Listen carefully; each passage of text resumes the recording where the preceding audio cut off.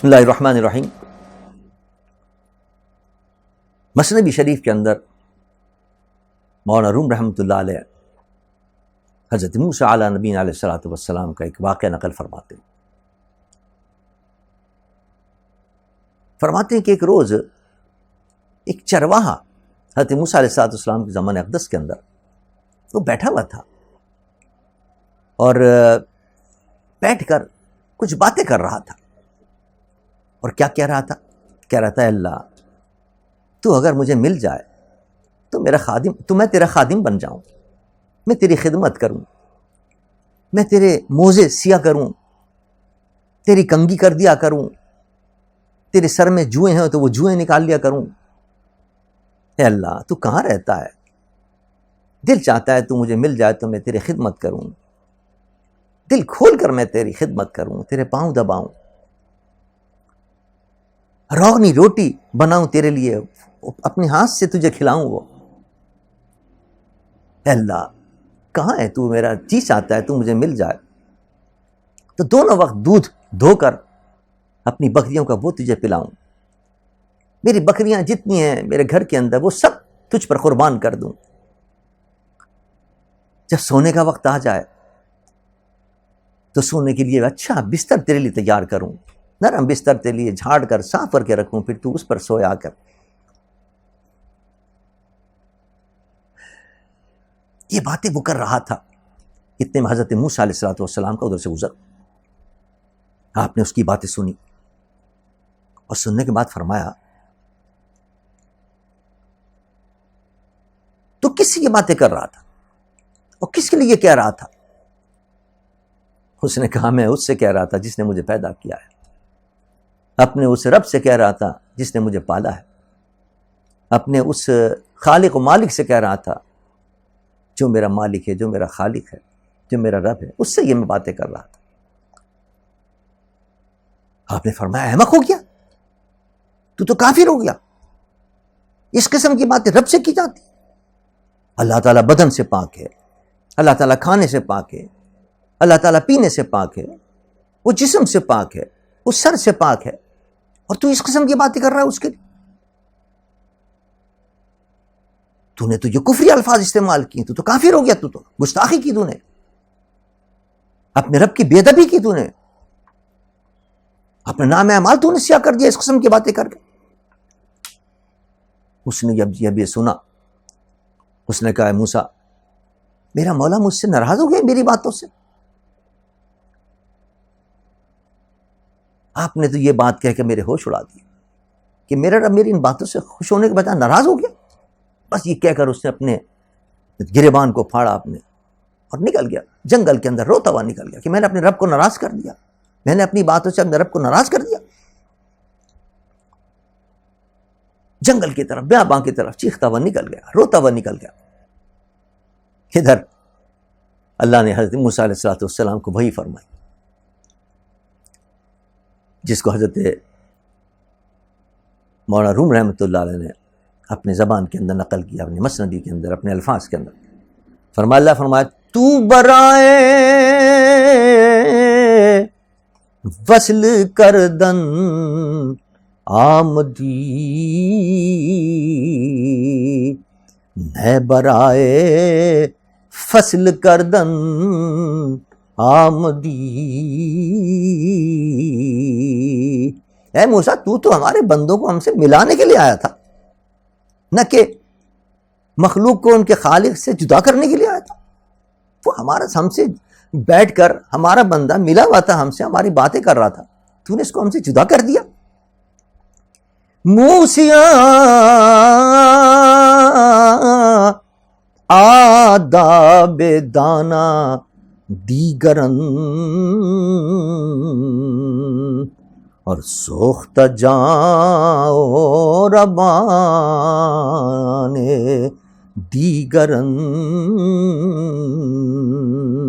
اے موسیٰ تمہیں یہ تو سوچنا چاہیے کہ عقل مند اور دانا لوگ کے آداب دوسرے ہوتے ہیں، اور جو دل جلے ہوتے ہیں، جو عشاق ہوتے ہیں، جو عشق و محبت کے اندر وارفتہ ہوتے ہیں، جن کو اپنا ہوش نہیں ہوتا ہے، ان کی عادات دوسرے ہوتے ہیں۔ حضرت موسیٰ علیہ السلام نے جب یہ سنا، اللہ کی وحی آئی تو فوراً دوڑتے ہوئے گئے کہ ڈھونڈو اس کو، میں نے ناراض کر دیا. اس کو گئے ڈھونڈتے ہوئے. ایک جگہ وہ بیٹھا ہوا تھا، رو رہا تھا. آپ نے اس کو بلایا. اب فرمایا تیرا دل جو چاہے کہتا رہے بھائی، تو دل مت تنگ کر. یہ میری غلطی ہے کہ میں نے، تو مغلوب الحال تھا، تو محبت کے اندر، عشق کے اندر باتیں کر رہا تھا، تجھے اپنا ہوش ہی نہیں تھا. تو عشق کے اندر اور محبت کے اندر مغلوب ہو کر آدمی جس کو اپنا ہوش نہ ہو ایسی باتیں کرے تو وہ اس کو کوئی پکڑ نہیں ہوتی. اللہ نے مجھ سے فرمایا کہ پکڑ تو اس کی ہوگی جو ہوش و حواس کے اندر عقل رکھتے ہوئے ان تمام چیزوں کے احکامات کو جانتے ہوئے پھر اس قسم کی باتیں کرے. تو تیری مرضی، تو مغلوب الحال ہے، تو کرتا رہے اپنے رب سے باتیں. یہ واقعہ مولانا روم رحمۃ اللہ نے نقل کیا، اور اس کو نقل کرنے کے بعد بہت سے ہمیں سبق دیے. پہلا سبق تو یہ دیا، فرماتے ہیں مولانا روم رحمۃ اللہ علیہ، دیکھو کہ یہ جو محبت ہے اللہ سے، یہ ایک فطری چیز ہے. انسان کی فطرت میں اللہ نے رکھ دی ہے کہ وہ اللہ سے محبت کرے. اب وہ جو چرواہا تھا اس کو کون آداب سکھانے والا تھا، کون بتانے والا تھا کہ کوئی رب بھی ہے، کوئی تجھے پیدا کرنے والا بھی ہے، تیرا کوئی مالک بھی ہے، تیرا کوئی خالق بھی ہے. لیکن یہ فطری محبت تھی اس کی. وہ جنگل کے اندر بکریاں چراتا تھا، اس کو نہ احکامات کا پتہ تھا نہ جناب قوانین کا پتہ تھا، لیکن دل میں اس کی محبت تھی اللہ کی، دل میں اس کے عشق تھا اللہ کا، اور اپنی اس محبت کے اندر وہ اللہ سے باتیں کر رہا تھا. حالانکہ کوئی بتانے والا نہ تھا. تو مولانا روم فرماتے ہیں کہ دیکھو یہ جو اللہ سے محبت ہے، اللہ سے تعلق، یہ فطری چیز ہوتی ہے، انسان کی فطرت کے اندر ہوتی ہے. پیدا ہوتے ہی انسان کو اللہ سے محبت شروع ہو جاتی. تو اسلام ہمارا دین جو ہے وہ دین فطرت ہے، فطرت کا دین ہے وہ. اگر انسان کو چھوڑ دیا جائے، کوئی اس کو بتانے والا نہ ہو، تو وہ سیدھا اللہ کی محبت کے اندر جائے گا اور توحید کے اندر آئے گا. اسی لیے قرآن پاک میں اللہ نے فرمایا وَلَئِن سَأَلْتَهُم مَّنْ خَلَقَ السَّمَاوَاتِ وَالْأَرْضَ لَيَقُولُنَّ اللَّهُ. ان کافروں سے، مشرکوں سے بھی اگر آپ پوچھیں، محبوب ان سے پوچھیں کہ آسمان و زمینوں کس نے پیدا کیا ہے، تو وہ بھی ضرور کہیں گے کہ اللہ نے پیدا کیا. یہ فطری چیز ہے کہ فطرت ان کو مائل کرے گی کہ وہ بتائیں اور وہ بات کہیں جو فطرت بتاتی ہے. اس کو فطرت کہتی ہے کہ یہ کائنات کا پیدا کرنے والا ہے کوئی نہ کوئی ذات. پھر سوال یہ مشرک کیسے ہو گئے، پھر یہود و نصرانی کیسے ہو گئے؟ اس کے لیے میرے آقا نے فرمایا کل مولود یولد علی الفطرہ فابواہ یحودانہ وینصرانہ. میرے آقا فرماتے ہیں ہر پیدا ہونے والا اپنی فطرت پر پیدا ہوتا ہے، فطرت سلیمہ پر پیدا ہوتا ہے، اسلام پر پیدا ہوتا ہے، دین پر پیدا ہوتا ہے، اللہ کی محبت پر پیدا ہوتا ہے، توحید پر پیدا ہوتا ہے وہ. لیکن بعد میں اس کے ماں باپ جو ہیں وہ یہودی بنا دیتے ہیں، یا نصرانی بنا دیتے ہیں، یا مشرک بنا دیتے ہیں، یا کافر بنا دیتے ہیں. اگر کوئی اس کو یہودی نہ بنائے اور اس کو سیدھے راستے سے نہ ہٹائے، کوئی اس کو غلط راستے پر نہ ڈالے، کوئی اس کو شرک کے راستے پر نہ ڈالے، کوئی اس کو گمراہی کے راستے پر نہ ڈالے اور اس کو فطرت سلیمہ پر رہنے دے، تو وہ توحید کا قائل ہوگا، اللہ کو مانے گا، اللہ کے رسول کو مانے گا. چونکہ ہر انسان پیدا ہونے والا فطرت سلیمہ پر پیدا ہوتا ہے، اسلام پر پیدا ہوتا ہے. ایک تو بات یہ پیدا ہوئی، اس واقعے سے یہ پتا چلا کہ وہ چرواہا، اس کو فطری محبت تھی اللہ سے، کوئی بتانے والا نہ تھا، کیونکہ انسان فطرت سلیمہ پر پیدا ہوتا ہے. دوسرا فائدہ اس حکایت سے یہ پتا چلا کہ محبت بھی عجیب چیز ہے، کہ محبت سے اگر گناہ بھی ہو تو وہ اللہ کی بارگاہ میں قبول ہو جاتا ہے، اور محبت نہ ہو تو نیکی بھی ہو تو وہ منہ پہ مار دی جاتی. دیکھیں نا، منافق حضور کی بارگاہ کے اندر حاضر ہو کر اور حضور کے پیچھے نماز پڑھتے تھے، نماز حضور کے پیچھے پڑھ رہے ہیں، مسجد نبوی میں نماز پڑھ رہے ہیں، 50,000 کے برابر جس کا ثواب ہے، لیکن ان کی کوئی نماز قبول نہیں، ان کی نماز ان کے منہ پہ مار دی گئی. کیوں؟ اس لیے کہ حضور کی محبت نہیں تھی، اللہ کی محبت نہیں تھی، صحیح ایمان نہیں تھا ان کا، تو ان کا جو نیک عمل تھا وہ بھی ان کے منہ پہ مار دیا گیا، وہ بھی قبول نہیں ہوا. اور اس نے گناہ کیا تھا، اللہ کی بارگاہ میں ایسی باتیں کر رہا تھا جو گناہ تھیں، لیکن یہ اس کا گناہ بھی قبول ہو رہا تھا، اللہ راضی تھا اس کی ان باتوں سے. کیوں؟ اس لیے کہ محبت سے کر رہا تھا. پتہ چلا محبت بھی عجیب چیز ہے، کہ اگر تم بھی کوئی نماز ہماری ہے، ہمارے روزے ہیں، ہماری مناجاتیں ہیں، وہ اگر محبت کے ساتھ ہوں گی تو اللہ کی بارگاہ میں قبول ہو جائیں گی. محبت بری چیز ہو تو اس کو بھی اللہ کی بارگاہ میں قابل قبول بنا دیتی ہے، اور محبت نہ ہو تو اچھی چیز بھی ہو وہ بھی نامقبول ہو جاتی ہے۔ یہ بھی اس واقعے سے پتہ چلا۔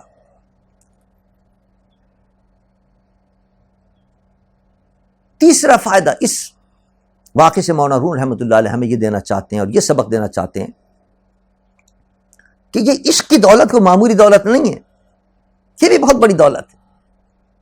بڑے بڑے دولت مند، بڑی بڑی کاریں، کوٹھیاں، بنگلے رکھنے والے، کروڑوں اور اربوں کا بینک بیلنس رکھنے والے، وہ ناز نہ کریں کہ ہمارے پاس بڑی دولت ہے۔ اس سے بڑی دولت جو ہے وہ عشق مصطفیٰ اور عشق خدا ہے۔ یہ جس کو اللہ عطا فرمائے وہ مانگیں اس کو، اپنی اس دولت پر ناز نہ کریں۔ وہ بے نیاز ذات ہے، وہ یہ دولت جو ہے یہ خاص اس کی دولت جس کو چاہے وہ عطا کرتے ہیں۔ ہم یہاں چروائے کو عطا کر دی دولت، اور اس کو یہ دولت عطا کر کے اپنا محبوب بنا لیا۔ یہ وہ دولت ہے عشق کی کہ جس کے پاس یہ ہوتی ہے اس کو اللہ محبوب بنا لیتا ہے۔ دولت مند اپنی دولت پر ناز نہ کریں، بلکہ یہ دولت مانگیں کہ جس دولت کی وجہ سے، عشق کی دولت کی وجہ سے اللہ کے محبوب بن جاتے ہیں، اللہ کے مقرب بن جاتے ہیں۔ بڑے بڑے دولت مند ہیں، کوٹیاں کار بنگلے ہیں، لیکن اس سے وہ خالی ہیں، عشق مصطفیٰ سے خالی ہیں، عشق خدا سے خالی ہیں، اسلام کی محبت سے وہ خالی ہیں۔ ساری دولت ان کی بیکار ہے، رائے گاہ ان کے منہ پہ مار دی جائے گی۔ اور ایک چرواہا ہے، یا کوئی دکان پہ بیٹھنے والا ہے، یا چھابڑی والا ہے، کوئی سبزی فروش ہے، کوئی پھل فروش ہے، ٹھیلا لگانے والا ہے، اس کا دل اللہ کے اور اللہ کے رسول کی محبت سے معمور ہے، اسلام کی محبت سے معمور ہے، تو وہ اس دولت مند سے زیادہ دولت مند ہے کہ اس کے پاس وہ دولت مند ہے کہ جو اللہ کا محبوب بنانے والی دولت۔ اس کے بعد مولانا روم رحمۃ اللہ علیہ اسی واقعے سے ایک اور فائدہ بیان کرنا چاہتے ہیں۔ وہ فرماتے ہیں دیکھو ہماری جو عبادتیں ہیں وہ بھی اللہ کی بارگاہ کے اندر اس چرواہے کی باتوں کی طرح ہے۔ جس طرح وہ چرواہا اللہ کی بارگاہ میں باتیں کر رہا تھا جو اللہ کی شان کے لحاظ سے نہیں تھیں، بیکار باتیں تھیں اس کی، ردی باتیں تھیں اس کی، اللہ کی شان کے لحاظ سے نہیں تھیں وہ، لیکن یہ الفاظ بھی نامناسب ہونے کے باوجود اللہ کی بارگاہ میں قبول ہو گئے۔ یہی حال ہمارا عبادتوں کا ہے کہ ہماری عبادتیں بھی اس چرواہے کی باتوں کی طرح ہیں، اس کی شان کے لائق نہیں ہے وہ باتیں ہمارے، جس طرح ہم نماز کے اندر اس کی بارگاہ میں حاضر ہوتے ہیں، نہ صحیح تواضع ہے اس کے اندر، نہ صحیح معنوں کے اندر خشوع ہے، نہ صحیح معنوں کے اندر خضوع ہے اس کے اندر، کہیں ادھر توجہ ہے، کہیں ادھر توجہ ہے، کہیں ادھر خیال ہے، کہیں ادھر خیال ہے، کہیں ادھر دیکھ رہے ہیں، کہیں ادھر دیکھ رہے ہیں، کہیں اپنے کپڑوں کو دیکھ رہے ہیں، کہیں توجہ مکان کی طرف ہے، کہیں دکان کی طرف ہے۔ تو جہاں کی بادشاہ کے اندر اس طرح حاضر دے رہے ہو، تو یہ تمہاری عبادتیں اسی چرواہے کی اخلاق کی طرح، اسی چرواہے کے اقوال کی طرح ہیں، اور اسی کی باتوں کی طرح ہیں جو اللہ کی شان کے لائق نہیں ہیں تمہاری عبادتیں۔ اب کیسے مقبول بنائے اللہ کی بارگاہ میں؟ وہی محبت ہے، محبت سے خلوص سے عبادت کرو تو یہ تمہاری بیکار باتیں بھی اور بیکار عبادتیں اللہ کی بارگاہ میں اسی طرح قبول ہو جائیں گی جس طرح اس چرواہے کی جو بیکار باتیں تھیں وہ اللہ کی بارگاہ میں محبت کی وجہ سے قبول ہو گئی۔ خلوص پیدا کرو اپنی عبادت کے اندر، محبت پیدا کرو اپنی عبادتوں کے اندر، محبت سے خلوص سے عبادت کرو گے، وہ اگرچہ تمہاری ناروا عبادت کیوں نہ ہو، نکمی عبادت کیوں نہ ہو، اللہ کی بارگاہ میں قبول ہو جائے گی۔ حضرت شہاب الدین سہروردی رحمۃ اللہ علیہ سلسلہ سہروردیہ کے امام گزرے ہیں، بہت بڑے ولی کامل گزرے ہیں، بڑی سے بڑی کوئی نذرانہ لے کے آتا تھا رد فرما دیا کرتے تھے، لیکن ایک عورت آئی اور اس نے 8 دی، 8 آنے دیے، کیا حیثیت ہے 8 آنے کی؟ آپ نے اس کو قبول فرما لی اور رکھ لی اپنی جیب کے اندر۔ مخلصین، مریدین، متوسلین حیران ہوئے، حضرت اس کی 8 آپ نے قبول فرما لی؟ آپ نے فرمایا اس نے محبت سے دی تھی مجھے، اس نے خلوص سے دی تھی مجھے، اس خلوص کی وجہ سے میں نے قبول کر لی۔ پتہ چلا کہ اللہ اور اللہ کے ولیوں کی بارگاہ کے اندر خلوص کی قدر ہے، محبت کی قدر ہے۔ محبت کے ساتھ تیرا اگر عمل ناکارہ بھی کیوں نہ وہ بھی قبول ہو جائے گا، ہیچ عمل بھی کیوں نہ، 8 کی کیا حیثیت ہے، لیکن محبت سے دیا تو وہ بھی قبول ہو گیا۔ اسی لیے قرآن پاک میں اللہ نے فرمایا کہ وَآتَ الْمَالَ عَلَىٰ حُبِّهِ، کہ وہ مال دیتے ہیں، کب قبول ہوگا، کیوں قبول ہوگا، کس طرح قبول ہوگا؟ عَلَىٰ حُبِّهِ، کئی معنی عَلَىٰ حُبِّهِ کی، ایک معنی یہ بھی ہے کہ اللہ کی محبت میں دے، اللہ کی محبت میں جب وہ مال نکالیں گے تو وہ اللہ کی بارگاہ میں قبول ہو جائے گا، اور اگر ریا کے لیے، دکھلاوے کے لیے نکالیں تو وہ رد ہو جائے گا. ہماری محبت میں نہیں دیا تم نے یہ بات. وہ بغیر محبت کے خزانوں کے خزانے بھی خرچ کر دو تو وہ بھی قبول نہیں ہوگا، اور محبت کے ساتھ آٹھانی بھی دو گے وہ بھی قبول ہو جائے گا. اسی لیے میرے آقا سرور دو جہاں صلی اللہ علیہ وسلم نے فرمایا کہ میرے صحابہ کی ایک مٹھی جو خرچ کرنا دوسروں کے کوئے احد کے برابر صدقہ و خیرات کرنے سے بھی بڑھ کر ہے. میرے صحابہ ایک مٹھی صرف جو خرچ کریں گے اور تم اس کے مقابلے کے اندر پورے احد کا پہاڑ بھی خرچ کر دو گے تو اس کا مقابلہ نہیں کر سکتے. وہ اس سے بڑھ کر ہوگا ان کا ایک جو خرچ کرنا. وجہ کیا ہے؟ کہ وہ جس محبت کی منزل پر پہنچے ہوئے تھے، جس عشق کی منزل پر پہنچے ہوئے تھے، جس اخلاص اور خلوص کی محبت کی منزل پر پہنچے ہوئے تھے، اور جس اخلاص اور خلوص سے وہ خرچ کیا کرتے تھے، وہ اللہ کی بارگاہ میں ایسا قبول ہوتا تھا کہ ہمارا احد کے برابر خرچ کرنا بھی قبول نہیں ہوا، کیونکہ یہ اخلاص کے ساتھ خرچ کرنا نہیں ہے، اس خلوص کے ساتھ خرچ کرنا نہیں ہے، اس محبت کے ساتھ خرچ کرنا نہیں ہے جس محبت اور خلوص کے مقام پر صحابہ پہنچ کر خرچ کیا کرتے تھے. تو پتہ چلا یہ جو قبولیت ہے یہ محبت کی وجہ سے ہوتی ہے اور خلوص کی وجہ سے ہوتی ہے. جتنا خلوص زیادہ ہوگا، جتنا اس کے اندر اخلاص زیادہ ہوگا، جتنا اس تمہارے عمل کے اندر محبت زیادہ ہوگی، اسی قدر اللہ کی بارگاہ کے اندر وہ درجہ قبولیت کو پہنچ جائے گا. مولانا روم رحمۃ اللہ علیہ نے یہاں سے ایک اور نقطہ بھی نکالا کہ دیکھو اللہ تعالیٰ ہر چیز کے اندر، دنیا بھی کوئی کام بھی ہو تو اس میں اپنا تعلق تم سے دیکھنا چاہتا ہے کہ میرا تعلق اس میں ہے یا نہیں ہے. یہی وجہ ہے کہ جو دیندار لوگ ہیں، جو اہل اللہ ہیں، جو دین کا کام کرنے والے ہیں، جو اطاعت کرنے والے ہیں، ان سے جو محبت رکھے گا وہ بھی اللہ کو محبوب ہو جائے گا. کیوں؟ اس لیے کہ وہ اس لیے ان سے محبت رکھتا ہے کہ یہ اللہ کے چاہنے والے ہیں، یہ دین کا کام کرنے والے ہیں، یہ اللہ کی اطاعت کرنے والے ہیں. اس نسبت سے اگر تم محبت رکھو گے ان سے تو تمہاری یہ محبت بھی اللہ کی بارگاہ میں قبول ہو جائے گی. حتیٰ کہ ان سے تعلق رکھنا اتنا اہم قرار دے دیا گیا اللہ نے احادیث مبارکہ کے اندر. فرمایا کہ ان کی عیادت کرنا، میری عیادت کرنا ہے، ان کو پوچھنا مجھے پوچھنا ہے. حدیث مبارک میں آتا ہے تم اس کو پوچھنے کے لیے نہیں گئے، بیمار ہوا تھا، میں بیمار ہوا تھا، مجھے تم نے پوچھا. بندہ حیران ہوگا، مولا تو بیمار ہونے سے پاک ہے، تیری ہم کیسے عیادت کرتے؟ اللہ فرماتا فلاں میرا بندہ بیمار ہوا تھا، اس کی عیادت کرتے، مجھے تم وہاں پاتے. یعنی یہ مقام ہو جاتا ہے کہ جو اللہ کی اطاعت کرنے والا ہے جب وہ بیمار ہوتا ہے تو اس کی عیادت اللہ فرماتا ہے میری عیادت ہے، مجھ کو تم پاؤ گے، مجھ تک تم پہنچ جاؤ گے، اس لیے کہ وہ تو میری ذات کے اندر فنا ہو گیا ہے. اسی کو مولانا روم رحمۃ اللہ علیہ اپنا اشعار میں بیان کرتے ہیں اس راز کو. فرماتے ہیں آنکھ کے گفت انی مرض تو لم تعد من شدم رنجور تنہا نشد.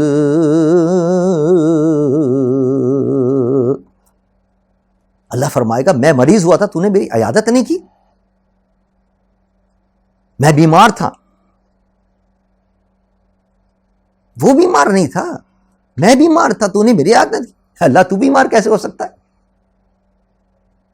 اس کے جواب دیا گیا دوسری حدیث کے اندر، اس کا ذکر کرتے ہیں علامہ مولانا روم رحمۃ اللہ علیہ. آنکھ بی یسما بیبصر شدست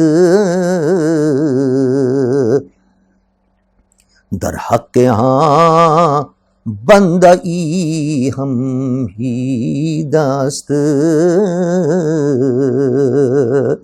فرمایا یہ بندہ تو وہ ہے جس کے لیے اللہ نے فرمایا کہ میرے ذریعے سنتا ہے، یہ میرے ذریعے دیکھتا ہے، وہ یہ تو میری ذات کے اندر فنا ہو گیا ہے. یہ اللہ کے ولی اولیاء اللہ جو اطاعتیں کر کر کے، عبادتیں کر کر کے اللہ کی ذات کے اندر فنا ہو جاتے ہیں تو پھر حدیث میں آتا ہے کہ اس کے ہاتھ میں بن جاتا ہوں جس سے وہ پکڑتا ہے، اس کی آنکھیں بن جاتا ہوں جس سے وہ دیکھتا ہے، اس کے کان میں بن جاتا ہوں جس سے وہ سنتا ہے۔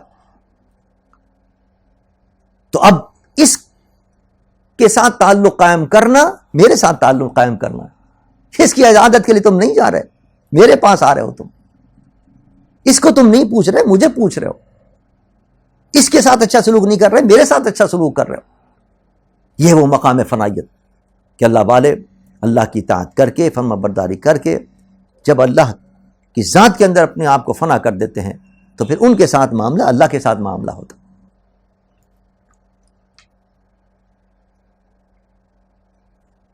لہذا سبق یہاں دیا گیا کہ اللہ کے ولیوں کے ساتھ محبت قائم کرو، اللہ کے ولیوں کے ساتھ اپنا تعلق قائم کرو، ان کا ادب کرو، ان کا احترام کرو۔